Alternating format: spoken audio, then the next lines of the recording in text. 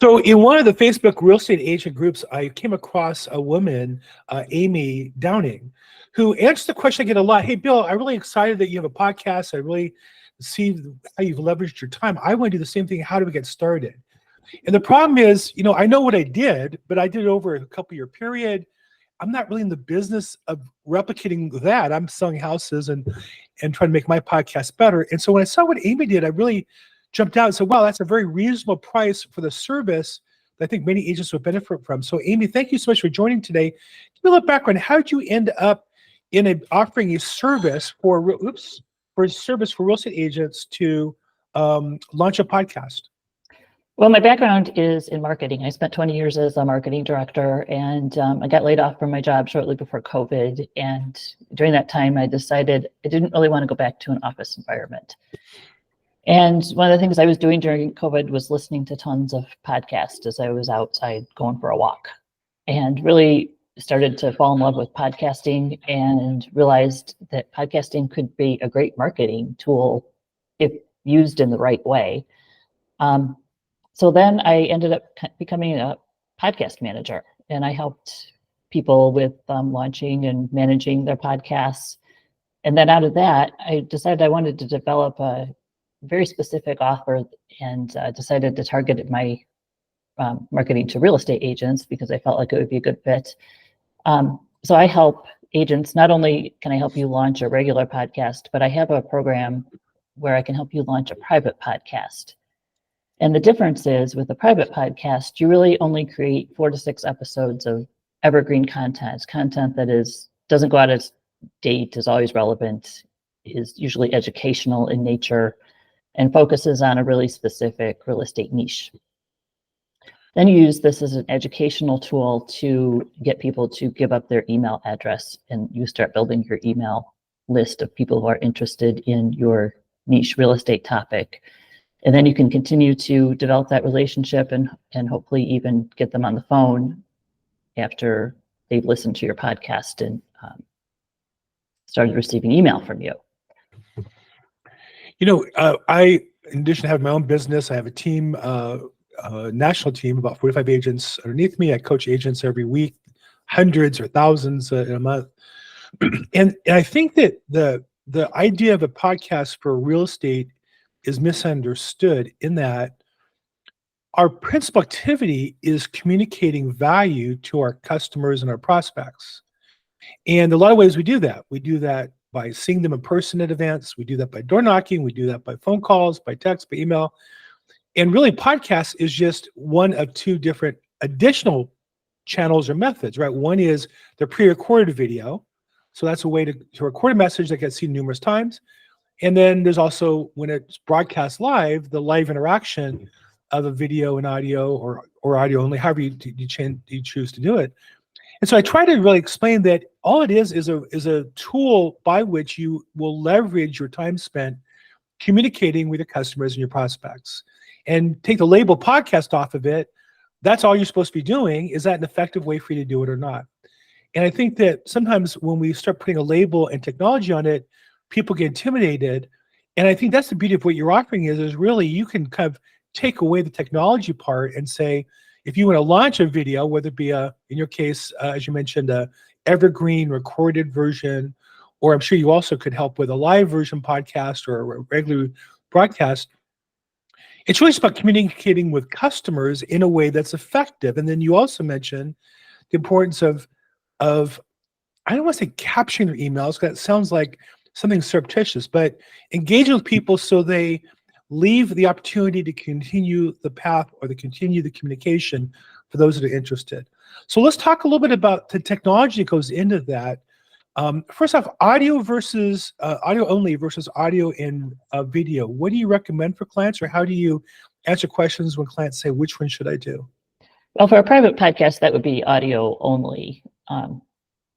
But for a regular podcast, it's really up to the individual as to where they feel like their audience is at, how they feel about showing up on video.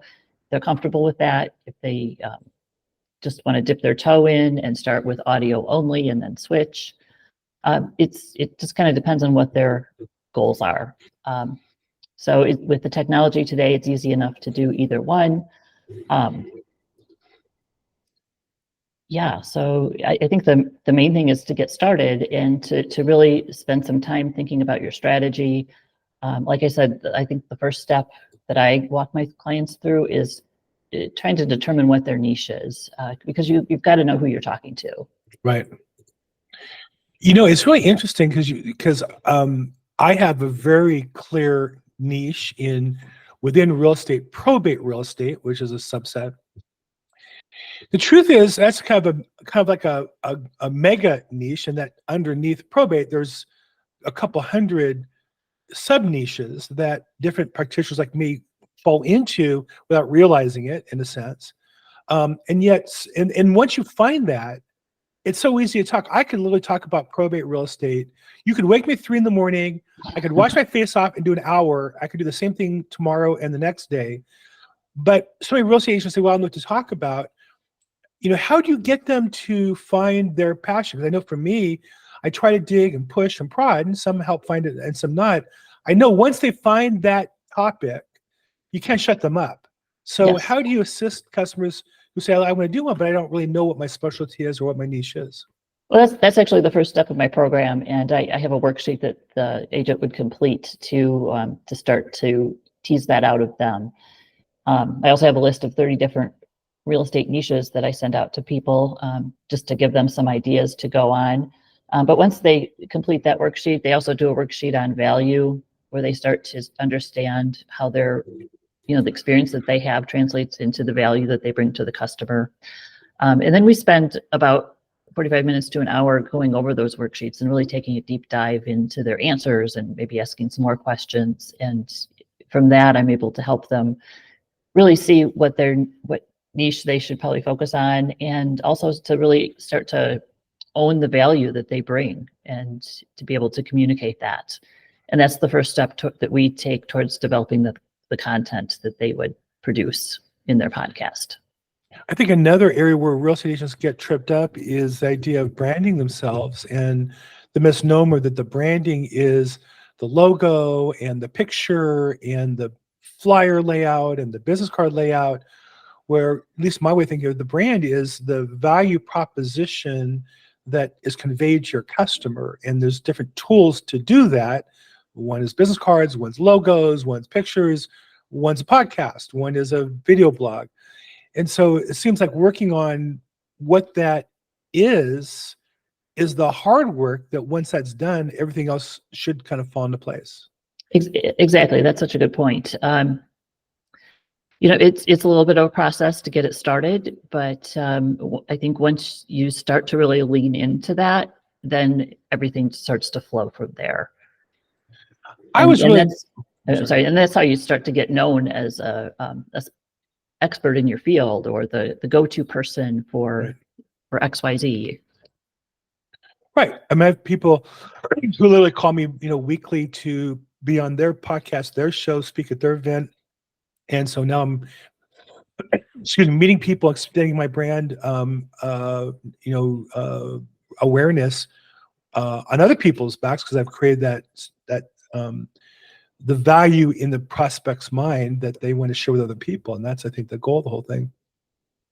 So I know when I spoke with you, and then I saw your website, and of course, pretty picture, very nice, and kind of the usual stuff. But when I looked at the services, it kind of jumped off the page that it really almost seemed like a plug and play opportunity. That you had Agent Audio Advantage, you had a podcast launch, and then you had some additional. So let's talk about first the Agent Audio Advantage. Talk about what would a real estate agent want to get when they select this product, and what would they end up with? So the Agent Audio Advantage is my private podcast program. And basically you're setting up what I like to call an audio lead magnet. It's where you get to showcase your expertise, and you trade that for someone's email address, and start to get some warm leads by doing that. And the whole process starts, as I mentioned, with defining your niche and your value, completing those worksheets, doing a deep dive with me over Zoom to flesh those out. And then I try to do most of the heavy lifting in this program, so that beyond completing those worksheets and showing up to record, that's about all the agent really needs to do. I handle all the technology, all the editing, all the processing of the files, getting everything where it needs to be. I even help them with developing the content, and after we've had that session on niche and value, I will give them some like talking points and outline, a good start to what their content should be. I don't like to write out scripts for people because I want them to put it into their own words, but I'm going to help them define and organize that content.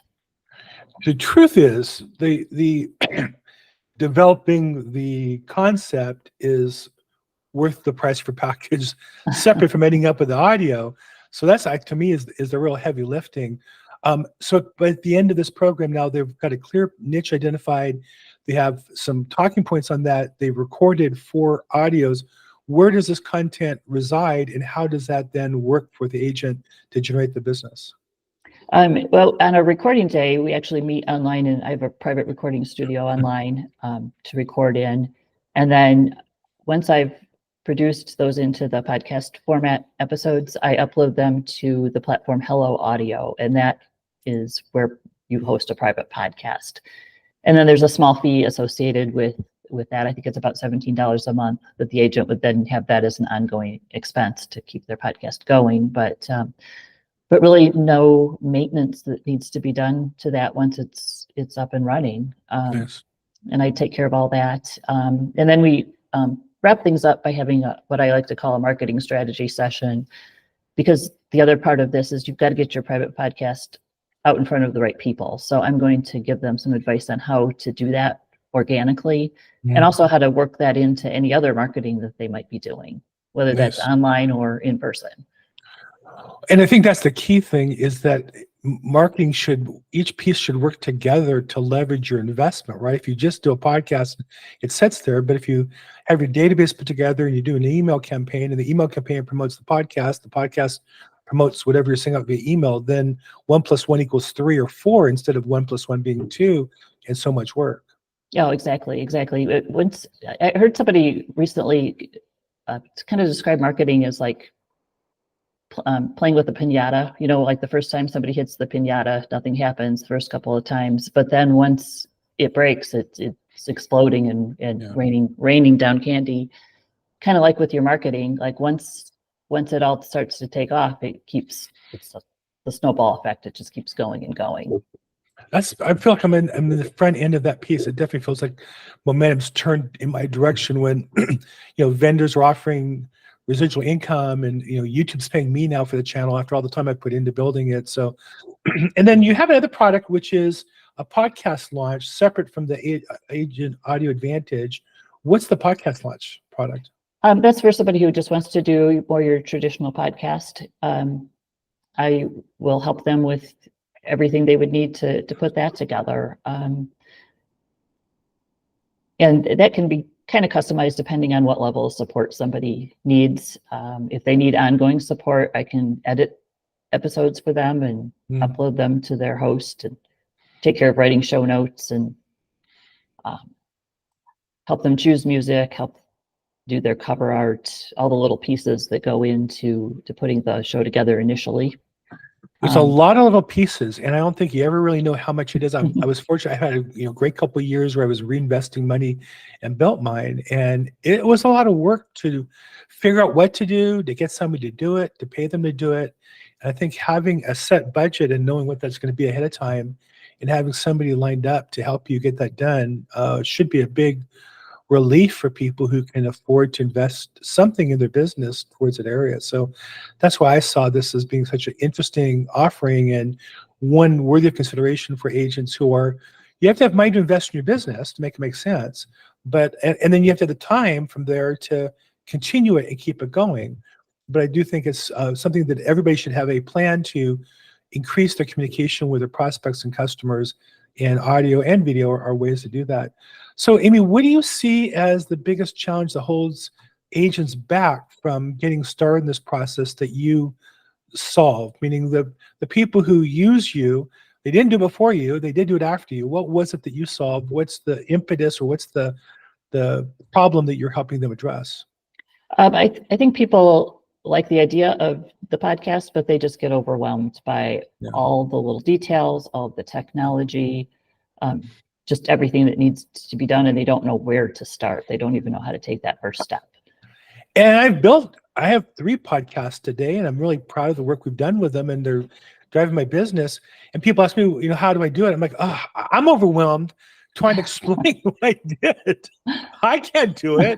I don't want to do it. I don't really want to teach people how to do that. I'm glad to give feedback or advice along the way, but I'm running a business. I don't have the time to redo what I did. I don't want to go back. I've worked through all those mistakes and problems.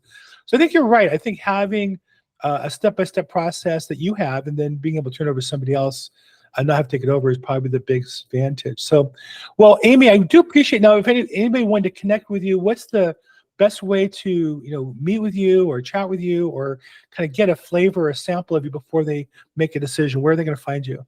I would say go to my website and sign up for my private podcast, and you'll hear me walk you through the whole strategy and the framework behind that. And then reach out and set up just a 15-minute get to know you phone call. I'm happy to do that. So fantastic. Well, it's your website is amydowningmedia.com.